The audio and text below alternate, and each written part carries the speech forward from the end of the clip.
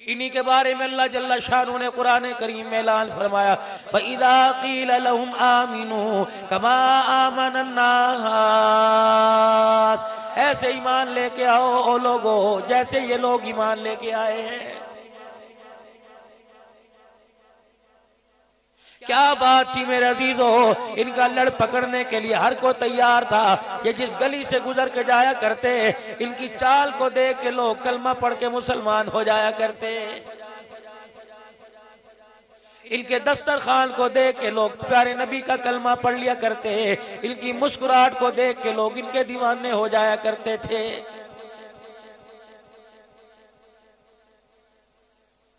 गज़वा बदर फतह हुआ, अल्लाह जल्ला शानू ने मुसलमानों को फतह अता फरमाई। ये कौन लोग थे जो 2 तलवारें लेके 1000 के लश्कर के मुकाबले में मैदान में उतरे थे?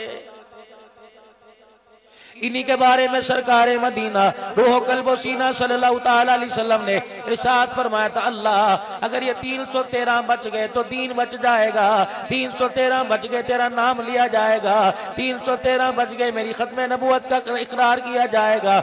अगर ये 313 खत्म हो गए तो सारा निजाम खत्म हो जाएगा।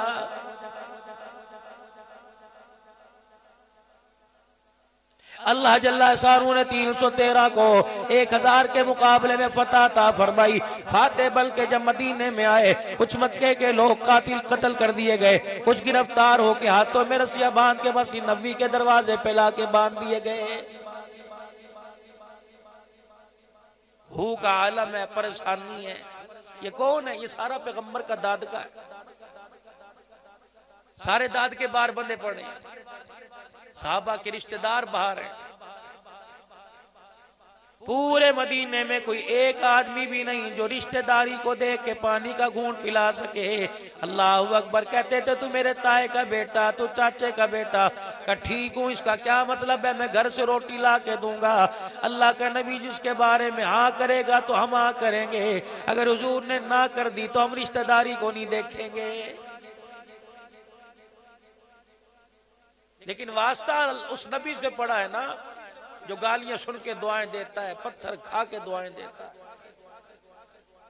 शाम का वक्त हुआ, मस्जिद नबवी के बाहर तशरीफ लाए। सहाबा इकराम को देखा, आंखों के अंदर तेजी आई हुई है, गुस्से की तेजी, मिजाज की सख्ती, तलवार बार बार न्याम से निकल रही, अंदर जा रही है। आपने मक्के के कैदियों को देखा, रंग उड़े हुए हैं, पजामे ढीले पड़े हैं। अल्लाह अकबर। यूं ना पूछा तूने किसे कत्ल किया था, तूने किसे शहीद किया था? वाह रहमतुल लिल आलमीन, तेरी शान के क्या कहने, तेरी जात के क्या कहने। आपने सारे मक्के के कैदियों से पूछा, ओ मेरे बेलियों, ओ संगतियों, बताओ तो सही, सुबह से शाम हो गई, बताओ तुम्हें किसी ने रोटी पानी का पूछा कि नहीं?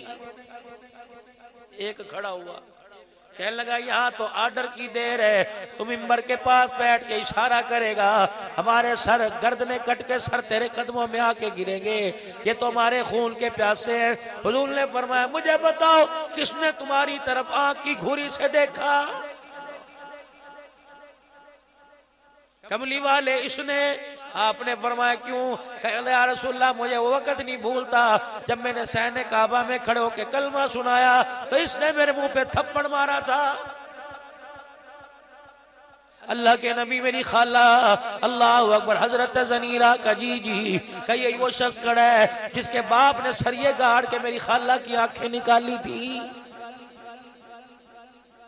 कमली वाले वो मेरी ताई अम्मा जिसको दुनिया सुमैया का करती थी। कमली वाले ये वही मर्द है, ये उसी की औलाद है जिसने मेरी ताई के, मेरी फुप्पी, मेरी मासी के, मेरी नानी की शर्मगाह पे परछा मार कर उसकी टांगों को चीर दिया था। हुजूर आप कह रहे इनको पानी पिलाओ। उधर बिलाल आ गया, कमली वाले मेरा झग्गा, मेरा कुर्ता, मेरी कमीज उठा के देख, गोश्त तो दूर की बात है, हड्डियों के अंदर भी कमी आएगी। कमली वाले जरा एक मर्तबा इजाजत दे दे, अल्लाह अकबर, लोहे के चने चबवा देंगे। ये वही लोग खड़े हैं। कमली वाले जरा उसको पहचानो, ये वही है जब मेरे हाथ पैर बांध रखे थे, इसको इशारा किया था, इसने आके मेरे सीने पे छलांगे मार के मेरी पसलियों को तोड़ दिया था।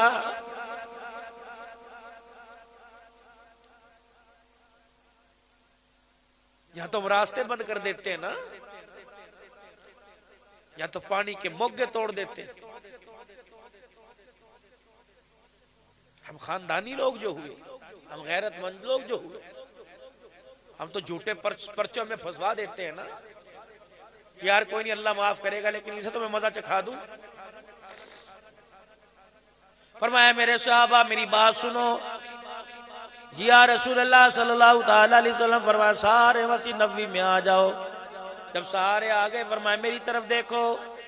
अल्लाह, साहबा हुजूर अलैहिस्सलाम के चेहरे की तरफ तकने लगे। आपने फरमाया फैसला करो, तुम्हें बदला अजीज है कि अल्लाह का नबी प्यारा है। आए बस इतना कहना था, साहब ने तलवारें हुजूर के कदमों में रख दी। का कमली वाले इनकी रस्सियां खोल दो, इनको को अगर हमें पीटना है तो कमली वाले वो मुफ्त नहीं करेंगे, इनको को हमारे घर में मार के जाओ।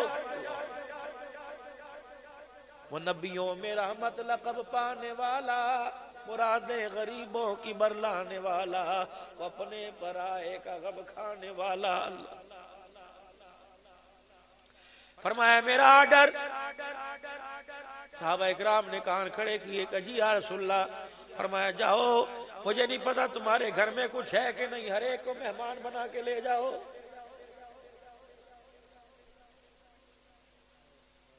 वो लोगों तुम्हें तो कोई शादी का कार्ड ना भेजे, तुम चूल्हा पानी बंद कर देते हो, हुक्का पानी बंद कर देते हो।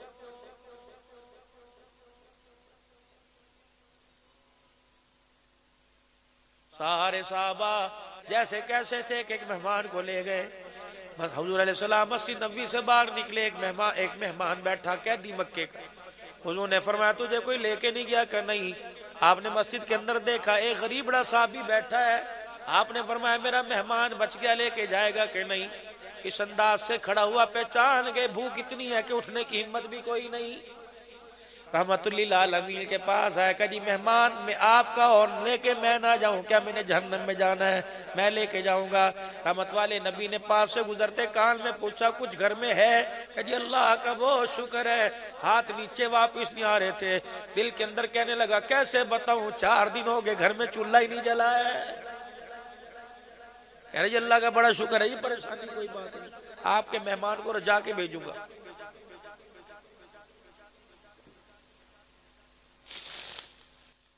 सारे रास्ते सोचता जा रहा है, या अल्लाह कोई और रास्ते में मिल जाए और इस मेहमान को ले जाए। अल्लाह अकबर, लेकिन कोई रास्ते में ना मिला।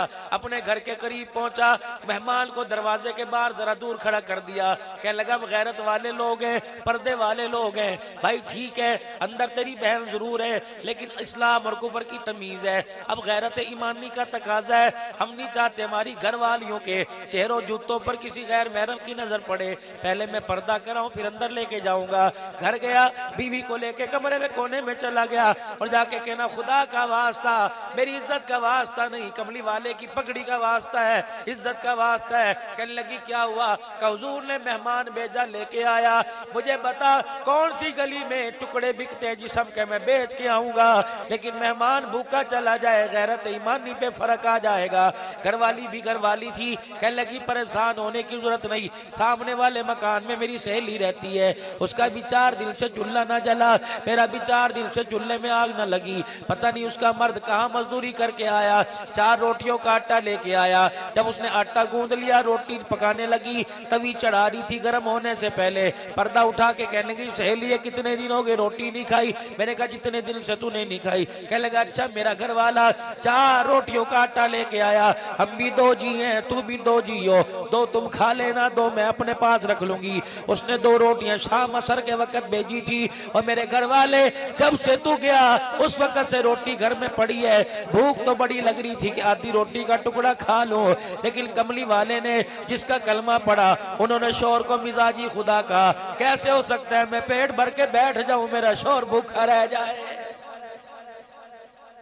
वो पड़ी रोटी, जब मुझे भूख लगती है मैं दस्तरखान उठाती हूँ, रोटी को देखती हूँ, राल टपकती है, फिर मैं कहती नहीं नहीं जब तक तू नहीं खावेगा मैं नहीं खाऊंगी। और तू कहता मेहमान लेके आ गया। शौहर ने बीवी का हाथ थामा, कहने लगा लग रहा आज भी मुकद्दर में कोई नहीं, अगर फाक बनाना चाहता है तो अल्लाह का शुक्र है, ऐसा कर तू दस्तरखान लगा और सजा खाना रख। मैं मेहमान को लेके आया, घरवाली ने वो 2 रोटियां मोहल्ले वाले से मिली थी, मोहल्ले वाली ने दी थी, वो ला के रख दी। इतने में मेहमान आके बैठ गया, घरवाली ने यूं करके इशारा किया, अजब क्या हुआ? कहने लगी अरब का दस्तूर है दस्तरखान का, मेजबान मेहमान के साथ बैठता है, जब वो रोटी खाने लगेगा तुझे दावत देगा, फिर तू यहाँ आके बैठेगा, तू रोटी खाएगा, अद्धी पौनी तू खा जाएगा, क्या पता 1.5 रोटी में मेहमान का पेट ना भरे, मेहमान भूखा रह जाएगा। हुजूर अलैहिस्सलाम के सामने जाके शिकवा कर दिया, हमारा ईमान जाया हो जाएगा। कहने लगा फिर मैं क्या करूं, तू ही बता। सियानी थी घरवाली, अक्लमंद थी, हमने समझा सियानी वो जो कमेटियां डालती है, हमने समझा सियानी वो जो बच्ची के जवान होने से पहले बच्ची का जहेज तैयार कर देती है, सियानी वो है जो खुद भी कलमे वाली जिंदगी पे चले और अपने मर्द को भी लेके आए, सियानी वो है जो सुबह खुद भी नमाज पढ़ने के लिए मुसल्ले पर हो और अपने शोहर के पैर दबा के मस्जिद की तरफ रवाना करे, सियानी वो है जो सूरह यासीन की तिलावत करके सुबह घर के काम की इब्तिदा करे, सियानी वो है जो रात को बच्चे सोए दुरूद शरीफ पर पढ़ के उन पे फूंक मारे, सियानी वो है जो मुसल्ले पे बैठ के इस्तगफार करके रो रो के अल्लाह इस ना नस्ल को बिगाड़ना ना अकल को बिगाड़ना, अल्लाह इस दीवारे की इज्जत कायम रखना, या अल्लाह मेरे बच्चों को वक़्त का वली वक़्त का गौस को तबदाल बनाना। हाय री मेरी बदनसीबी, कहाँ चली गई वो माए जो कब्रों में जाके सो गई, जिनको उम्मीद होती थी मेरा बच्चा आलिम बनेगा, मेरा बच्चा मस्जिद का मौलवी साहब बनेगा। अब तो माओ ने कहना शुरू कर दिया जितना आला तालीम याफ्ता होगा, नाराज ना होना, उतना बड़ा डाकू बन जाएगा। कहने लगा फिर क्या करूं? जो कह दूंगा 2 थी, कहना ना अपने घर का बरम भी तो रखना है, मेहमान के आगे गाना थोड़ी है कि साढ़े से बिजली के बिल पूरे नहीं होते। आप तशरीफ ले आए हो, आपका आना मुबारक है, लेकिन इन हालात के अंदर भाई हम तो किसी के घर मेहमान नहीं जाते। इरशाद फरमाया मदनी करीम सल्लल्लाहु ताला अलैहि वसल्लम ने, मेहमान घर के अंदर आया, अपना नसीबा अपना रिज़्क़ साथ लेके आया, एक हाथ खड़ा हुआ का जी जी का कमली वाले मेहमान आया, नसीबा साथ लेके आया, अल्लाह ने उसका आटा, अल्लाह ने उसका रिज़्क़ भेज दिया। लेकिन जो जून जुलाई के महीने में गर्मी के मौसम में लकड़ियों के चूल्हे के पास बैठ के गर्मी में रोटी पकाएगी, उसे क्या मिलेगा? जो 1000 का नोट खर्च करके आएगा, यहाँ से बाईपास जाएगा, यहाँ से शहर से सामान लेके आएगा, गर्मी के मौसम में खपेगा, उसे क्या मिलेगा? नबूवत के चेहरे पे मुस्कुराहट आ गई। फरमाया मेहमान अपना नसीबा खा के जाएगा, लाने वाला पकाने वाली दस्तरखान पे खाना रखने वाला अल्लाह उन्हें क्या देगा? मेहमान खा के तुम्हारी दहलीज की चौखट पार नहीं करेगा, परवरदिगार आलम सारे घराने वालों की मग़फ़िरत फरमा देगा।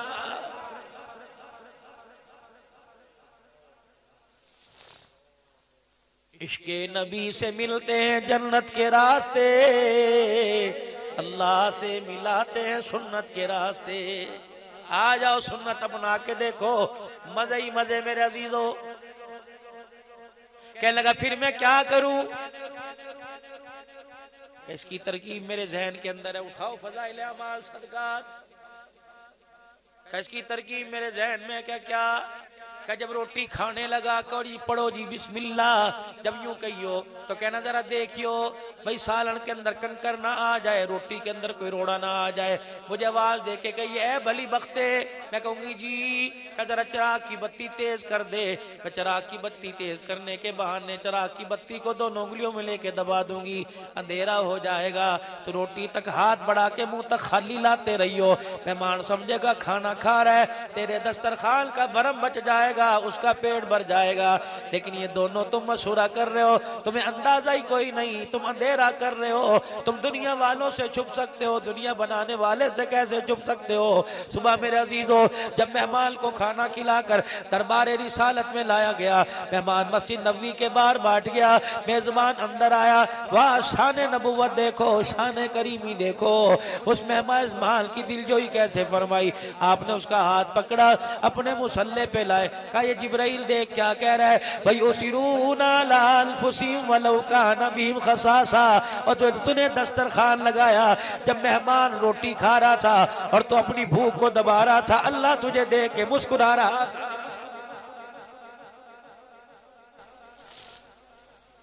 अगला दिन आया, फरमाया कौन है मेरे मेहमानों को लेके जाए? एक और खड़ा हुआ, जी मैं लेके जाऊंगा। हुजूर ने उसको ऊपर से नीचे देखा, जानवर की खाल पहन रखी थी। फरमाया तन पे कुर्ता कोई नहीं, तहमत कोई नहीं, पैर में जुत्ती कोई नहीं, सर पे टोपी पगड़ी कोई नहीं, तू लेके जाएगा? जी हाँ, आज अपने मेहमान की सादत मुझे दे दो। घर ले गया, दस्तरखान लगाया, जो बचा कुचा था, जो रोटी सूखी साल दाल साग थी, लाके मेहमान के आगे रख दी। मेहमान कहने लगा, मियाँ जी पहले बिस्मिल्लाह आप पढ़ो। कहने लगा, जी पढ़ता हूँ। कैसे? घर से उठा, बाहर निकला, दरवाजे के बाहर झाड़ियां सी लगी हुई थी, 2-4 पत्ते तोड़ के लाया और लाके कहा, बिस्मिल्लाह वाला बरकतिल्लाह। मेजबान मेहमान ने हाथ पकड़ लिया, कहा ये क्या खा रहा है?